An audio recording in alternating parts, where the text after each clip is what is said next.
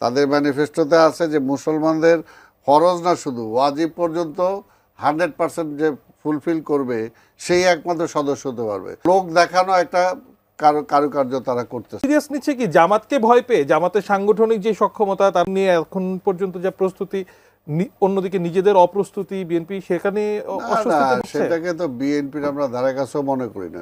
সারা বাংলাদেশে আমাদের সাংগঠনিক যে অবস্থা, না বিএনপি ভয় পাচ্ছে। শুনেন, এই যে জামাত যখন হিন্দু সমাবেশ করছে এবং বলছে যে আগে হিন্দুরা নৌকায় ভোট দিত, এখন তারা দাঁড়িপাল্লায় ভোট দিবে, তো বিএনপি ভয় পাবে না? না সেটাই, মানে ইনক্লুসিভ সোসাইটি জামাতের হাত দিয়ে হচ্ছে, বিএনপি কিছু করতে পারছে না। না এটা রাজনীতিটা কোথায় নিয়ে গেছে জামাত, সেটা মানে তার কথার মধ্যে দিয়ে কিন্তু আজকে প্রমাণ হলো। অর্থাৎ আজকে হিন্দুদেরকে নিয়ে তারা করতে, আমি এই জন্য প্রশ্ন করতে চাই যে কোনো হিন্দু ধর্মাবলম্বী কি মানে জামাতের সেক্রেটারি জেনারেল বা ওই শুরার সদস্য হতে পারবে?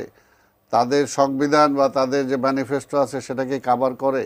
তাদের ম্যানিফেস্টোতে আছে যে মুসলমানদের ফরজ না শুধু ওয়াজিব পর্যন্ত 100% যে ফুলফিল করবে সেই একমাত্র সদস্য হতে পারবে।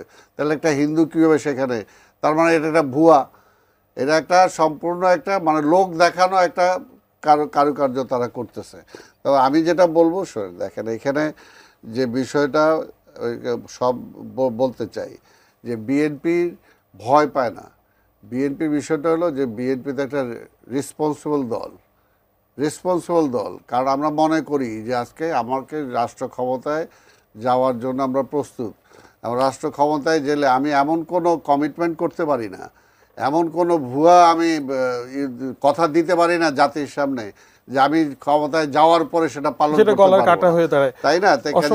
কাজে বিএনপি তো অন্যদের মতো সেটা বলতে পারে না। অন্যরা যেমন বললাম না আজকে এইটা বলেন, এটাকে তারা যেভাবে করতেছে হিন্দুদের এই বিষয়টা নিয়ে, এটা কি তাদের কোথাও কোনো কভার করে? সেই দায়বোধের চিন্তাটাও বিএনপিকে করতে হচ্ছে। আমরা তো জানি যে যদি সালাম ভাই হিন্দুরা কি ভোটার না? না, ভোটার ঠিক আছে, কিন্তু বলতেছে তার দলের মেম্বারশিপ সে দিবে কিনা। আমরা বলতেছে যে এই আলোচনা, আমার মনে হয় আলোচনা নতুন একটা খোরাক আমরা পেলাম। পরবর্তী আরো একদিন আমি আপনাকে বলি, ভোটারের প্রশ্ন তো কাদিয়ানিরও তো ভোটার না। আমার কথা হচ্ছে, আমাকে একজনে কিন্তু এই প্রশ্ন করেছে সালাম ভাই, শিওর। আমাকে একজনে বলেছে যে জামাত যে মানে হিন্দুদেরকে নিয়ে হিন্দু সমাবেশ করেছে, তাহলে সে কি কাদিয়ানীদেরকে নিয়ে